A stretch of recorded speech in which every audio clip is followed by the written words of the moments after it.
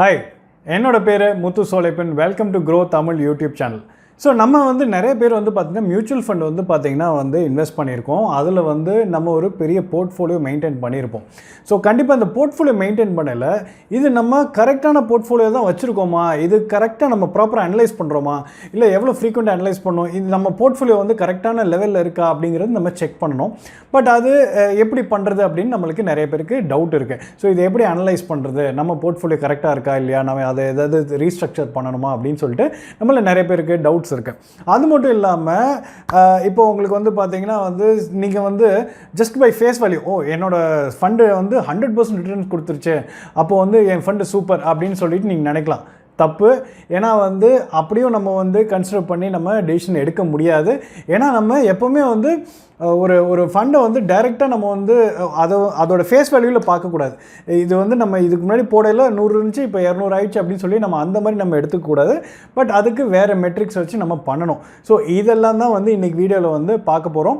So இன்றைக்கி வீடியோக்கு போகிறதுக்கு முன்னாடி நம்ம வீடியோவுக்கு பார்த்தீங்கன்னா லைக் பண்ணுங்கள், நம்ம சேனலுக்கு சப்ஸ்கிரைப் பண்ணுங்கள். ஏன்னா இதில் ஒன்லி குவாலிட்டி எஜுகேஷன் கண்டென்ட் தான் பண்ணுறோமே தவிர இல்லை எந்த விதமான பை ஆர் செல் டிப்ஸ் நாங்கள் உங்களுக்கு கொடுக்கல. ஸோ இன்றைக்கி வீடியோவில் 3 விஷயம் பார்க்க போகிறோம். ஒன்று என்னென்னா எவ்வளோ ஃப்ரீக்வெண்ட்டாக நம்மளோட மியூச்சுவல் ஃபண்ட் போர்ட்ஃபோலியோ நம்ம அனலைஸ் பண்ணணும் அப்படின்னு சொல்லிட்டு, ரெண்டாவது நம்மளோட இன்வெஸ்ட்மெண்ட் கோல்ஸ் எப்படி நம்ம டிஃபைன் பண்ணலாம் அப்படின்னு சொல்லிட்டு, மூணாவது பார்த்திங்கன்னா 3 விதமாக எப்படி நம்மளோட போர்ட்ஃபோலியோ நம்ம அனலைஸ் பண்ணலாம் அப்படிங்கிறத பற்றி நம்ம பார்க்க போகிறோம். ஃபர்ஸ்ட் எவ்வளோ ஃப்ரீக்வெண்ட்டாக நம்ம நம்மளோட ஃபண்டு பர்ஃபார்மன்ஸ் எவாலுவேட் பண்ணணும்னு பார்ப்போம். மார்க்கெட்டில் பார்த்திங்கன்னா டெய்லி நம்மளோட ஃபண்டோட ஸ்டேட்டஸை பார்க்கணுமான்னு கேட்டிங்கன்னா இல்லை, கண்டிப்பாக இல்லை. ஏன்னா அதுக்கு தான் நீங்கள் மியூச்சுவல் ஃபண்டில் போட்டிருக்கீங்க. ஏன்னா உங்களுக்கு டைம் இல்லை, நீங்கள் அதனால தான் பார்த்தீங்கன்னா மியூச்சுவல் ஃபண்டில் போட்டிருக்கல. நீங்கள் டெய்லி பார்க்கணுமானா பார்க்க தேவையில்லை. பட் எவ்வளோ ஃப்ரீக்வெண்ட்டாக பார்க்கணும்னு பார்த்தீங்கன்னா அகைன் மந்த்லி பார்க்கணுமானா இல்லை, ஒரு குவார்ட்டர்லி ஒன்ஸோ இல்லாட்டி ஹாஃப் இயர்லி ஒன்ஸ் இல்லை இயர்லி ஒன்ஸ் ஆனுவலாக ஒன்ஸ் இந்த மாதிரி நம்ம பார்த்துக்கலாம். டிபெண்டிங் ஆன் உங்களோட இன்வெஸ்ட்மெண்ட் எந்த அளவுக்கு எவ்வளோ பணம் இன்வெஸ்ட் பண்ணிக்கலாம் அதுக்கேற்ற மாதிரி நீங்கள் டிசைட் பண்ணலாம். குவார்ட்டர்லியோ ஹாஃப் இயர்லி இல்லை ஆனுவலி அதுக்கேற்ற மாதிரி நீங்கள் டிசைட் பண்ணிங்கன்னா that is more then sufficient. And அது மட்டும் இல்லை, நீங்கள் இப்போது அதை நீங்கள் செக் பண்ணல, நீங்கள் உங்களோட எப்படி பெஞ்ச் மார்க் இண்டெக்ஸோட கம்பேர் பண்ணி தான் நம்ம செக் பண்ணணும். இப்போது நீங்கள் ஒரு ஃபண்டில் இன்வெஸ்ட் பண்ணியிருக்கீங்க. இப்போ அந்த ஃபண்டு பார்த்தீங்கன்னா கம்பேர் பண்ணல, அது compare to Nifty index compare பண்ணல அது எப்படி பர்ஃபார்ம் பண்ணிகிட்ருக்கு. அப்படி நல்லா பர்ஃபார்ம் பண்ணுது அப்படின்னா தட் மீன்ஸ் உங்களுக்கு நிறையா அன்ரியலைஸ்ட் ப்ராஃபிட்ஸ் கெயின்ஸ் இருக்குதுன்னு அர்த்தம். ஸோ அதை விட கம்மியாக இப்போ பர்ஃபார்ம் ஆகிட்டுருக்கு அப்படின்னா அப்போ அந்தளவுக்கு பெருசாக பர்ஃபார்ம் பண்ணல அப்படின்னு சொல்லிட்டு அர்த்தம். பட் இதே அன்ரியலைஸ்ட் கெயின்ஸ் ஏன்னா இன்னும் நீங்கள் அது ப்ராஃபிட் புக் பண்ணல, அது பேப்பரில் தான் இருக்குது. It is only paper profit, நீங்கள் புக் பண்ணி அந்த காசை நீங்கள் எடுக்கல. ஸோ அது ஒரு பக்கம் இருக்கு. இன்னொரு பக்கம் ஃபண்ட்ஸை அடிக்கடி நம்ம ரெவ்யூ பண்ணிக்கிட்டே இருந்தால் அதுவும் பார்த்திங்கன்னா கரெக்டான நம்மளுக்கு ஒரு கிளாரிட்டி கொடுக்காது. ஏன்னா மார்க்கெட் ஃப்ளக்சுவேட் ஆகிட்டே இருக்க போது, மார்க்கெட் ஒரே மாதிரி இருக்காது. அப்படி இருக்கையில் நம்ம ரெகுலராக செக் பண்ணல அது கரெக்டான நம்மளுக்கு ஒரு இமேஜோ ஒரு பிக்சரை நம்மளுக்கு கொடுக்காது நம்மளோட இன்வெஸ்ட்மெண்ட்ஸ் பற்றி.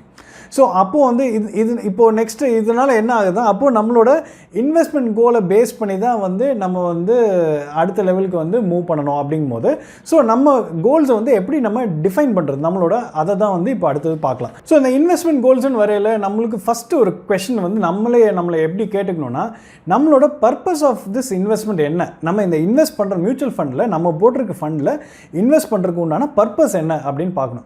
ஸோ இதோட பர்பஸ் என்னன்னு ஐடென்டிஃபை பண்ணணும். ஸோ பேசிக்லி இப்போ ஒன்று நீங்கள் மாதம் ஒரு ஒரு ஒரு கம்மி அமௌண்ட் இருக்கலாம், இல்லை ரிஸ்க்கே எடுக்காமல் இருக்கலாம், இல்லை ஃப்யூச்சரில் கொஞ்சம் அமௌண்ட் வெளியே எடுக்கணும்னு பார்க்கல. ஸோ இது எல்லாமே பார்த்திங்கன்னா ரிஸ்க் ஃப்ரீ கேட்டகரியில் வரும். ஸோ ரிஸ்க் ஃப்ரீ கேட்டகரிக்கும் போது ரிட்டர்ன்ஸும் பார்த்திங்கன்னா கம்மியாக இருக்கும், பெரிய அளவில் ரிஸ்க்கும் இருக்காது. ஸோ இதுக்கு இந்த மாதிரி வரையில் நம்ம என்ன பண்ணலாம்னா இந்த டெட் ஃபண்ட்ஸில் போடலாம். Debt funds, overnight returns கொடுக்கக்கூடிய funds, liquid funds, corporate bond funds, இந்த மாதிரி அப்புறம் அல்ட்ரா ஷார்ட் டியூரேஷன் ஃபண்ட்ஸ், இந்த மாதிரி ஃபண்ட்ஸில் நம்ம போடையில் ரிஸ்க்கும் கம்மியாக இருக்கும். அதே சமயத்தில் நம்மளுக்கு ரிட்டர்ன்ஸும் பார்த்திங்கன்னா கம்மியாக இருக்கும். பட் நம்மளோட கோல் பார்த்திங்கன்னா அச்சீவ் ஆயிடும். ஸோ நம்மளோட கோல் பொறுத்தவரை மாதம் கொஞ்சம் கொஞ்சமாக அமௌண்ட் இருந்தால் போதும் அப்படின்னு நினைக்கல. இப்போ அதே நம்மளுக்கு நிறைய டைம் இருக்குது, இல்லை நம்மளுக்கு ஏஜ் இருக்குது, நம்மளால் நிறைய வருஷம் இன்னும் வி கேன் ஸ்டே இன்வெஸ்டட் அப்படிங்கும்போது ரிஸ்க் நிறைய எடுக்க முடியும், இல்லை நம்மளுக்கு ரிஸ்க் அப்பிடைட் ரொம்ப ஜாஸ்தி இருக்கும்போது அப்போ நம்ம ஈக்குவிட்டி ஈக்விட்டிஸ் மார்க்கெட்டில் வந்து போடலாம். ஸோ ஈக்விட்டி மியூச்சுவல் ஃபண்ட்ஸில் வந்து போடலாம். So which is like large cap, mid cap, small cap, multi cap, இல்லை தீமேட்டிக் ஃபண்ட்ஸ், இந்த மாதிரி எதில் வேணாலும் நம்ம போடலாம். ஸோ இந்த மாதிரி போடலைன்னா நம்ம as long as we are staying invested நம்மளுக்கு ஒரு லாங்கர் பீரியட் வந்து பார்த்தீங்கன்னா நல்ல ரிட்டர்ன்ஸ் வந்து இருக்கும். அண்ட் இது வந்து அகைன் ஹை ரிஸ்க்கான ஒரு இது கேட்டகரி. பட் அகைன் அதுக்கேற்ற மாதிரி ரிட்டர்ன்ஸும் வந்து பார்த்தீங்கன்னா வந்து அதிகமாக வரதுக்கு நிறைய வாய்ப்புகள் உண்டு. ஸோ நம்மளோட பர்பஸ் என்ன அப்படின்னு பார்த்துக்கிட்டு நம்மளோட நேச்சருக்கு ஏற்ற மாதிரி நம்ம கோலை டிஃபைன் பண்ணி அதுக்கேற்ற மாதிரி நம்ம போர்ட்ஃபோலியோ வந்து மேனேஜ் பண்ணணும். ஃபஸ்ட்டு விஷயம் என்னென்னா, நம்ம கோலை டிஃபைன் பண்ணதுக்கப்புறம் தான் நம்ம என்ன மாதிரி போர்ட்ஃபோலியோ பில்டு பண்ணணுன்னே வந்து நம்ம டிசிஷனுக்கே வந்து எடுக்கணும். ஸோ இந்த மாதிரி ஒரு கட்டத்தில் நம்மளுக்கு வந்து இது எப்படி நம்ம வந்து ஓகே நீங்கள் ஒரு கோல் செட் பண்ணிட்டீங்க, இப்போ ஒரு போர்ட்ஃபோலியோ வந்து பில்ட் பண்ண முடிவு பண்ணிட்டீங்க, ஒரு போர்ட்ஃபோலியோ வச்சுருக்கீங்க. ஸோ இந்த போர்ட்ஃபோலியோ வந்து கரெக்டாக தான் போயிட்டுருக்கா, கரெக்டான மெத்தடில் தான் நம்ம பண்ணிகிட்ருக்கோமா அப்படிங்கிறத நம்ம எப்படி அனலைஸ் பண்ணுறோம் பார்த்தீங்கன்னா 3 மெத்தட் யூஸ் பண்ணி நம்ம அனலைஸ் பண்ணலாம். ஸோ அந்த 3 மெத்தட்ஸ் என்னென்னு சொல்லிட்டு ஒன் பை ஒன்னாக பார்க்கலாம். ஃபஸ்ட்டு வந்து பார்த்தீங்கன்னா நம்ம ஷார்ட் லிஸ்ட் பண்ண வேண்டியது வந்து பார்த்தீங்கன்னா வந்து பியூர் ஃபண்ட்ஸ், அதாவது நம்ம போட்டிருக்க ஃபண்டு மாதிரியே அதுக்கு காம்படிஷனாக இருக்கக்கூடிய ஃபண்டை வந்து நம்ம எடுத்துக்கணும்.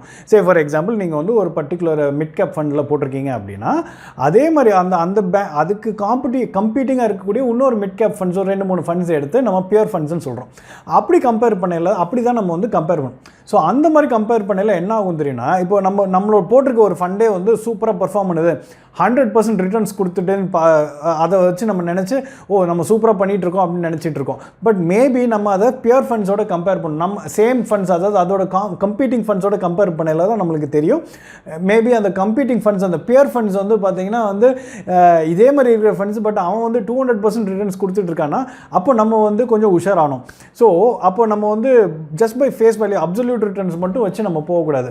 கம்பேரிட்டிவாக அதே லைனில் இருக்கக்கூடிய காம்படிஷன் இருக்கக்கூடிய மற்ற ஃபண்ட்ஸ் எப்படி பர்ஃபார்ம் பண்ணுதுன்னு நம்ம பார்த்துக்கிட்டே வந்து இருக்கணும். ரெண்டாவது வந்து பெஞ்ச்மார்க். ஸோ பெஞ்ச்மார்க்னா என்ன, இந்த நிஃப்டி சென்செக்ஸ்லாம் இருக்கு இல்லையா, ஸோ இந்த பெஞ்ச்மார்க் ஃபண்ட்ஸ், அப்போ நிஃப்டியில் இருக்கக்கூடிய அந்த பெஞ்ச்மார்க் ஃபண்டை விட நம்ம போட்டிருக்க ஃபண்ட்ஸோ இல்லை நம்மளோட போர்ட்ஃபோலியோவில் இருக்க ஃபண்ட்ஸ் வந்து பெட்டராக பர்ஃபார்ம் பண்ணுது அப்படிங்கும்போது அப்போது தட் மீன்ஸ் நம்ம ஃபண்டு வந்து நல்ல பொசிஷனில் இருக்குன்னு அர்த்தம்.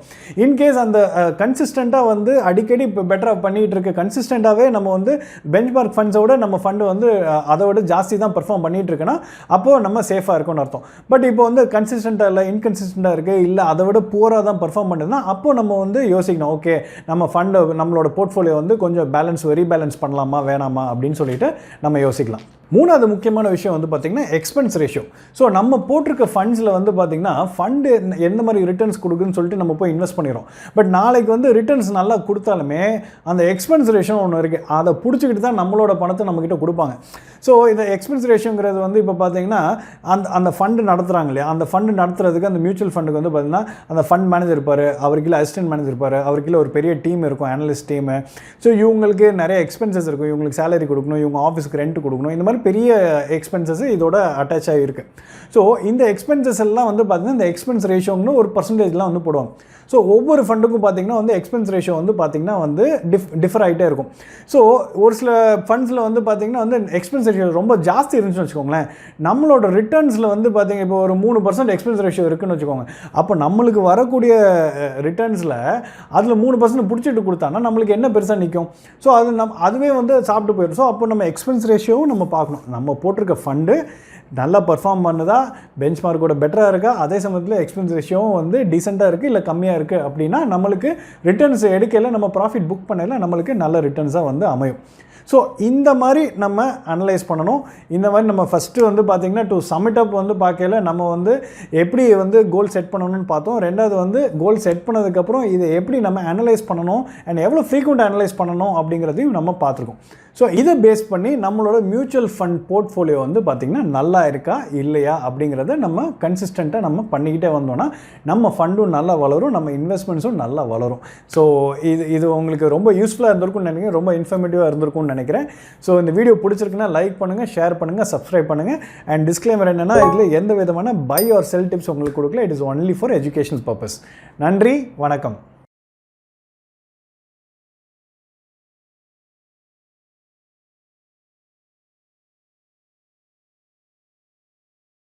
Investment in securities market are subject to market risks. Read all the related documents carefully before investing. Please read the risk disclosure documents carefully before investing in equity shares, derivatives, mutual fund, and or other instruments traded on the stock exchanges.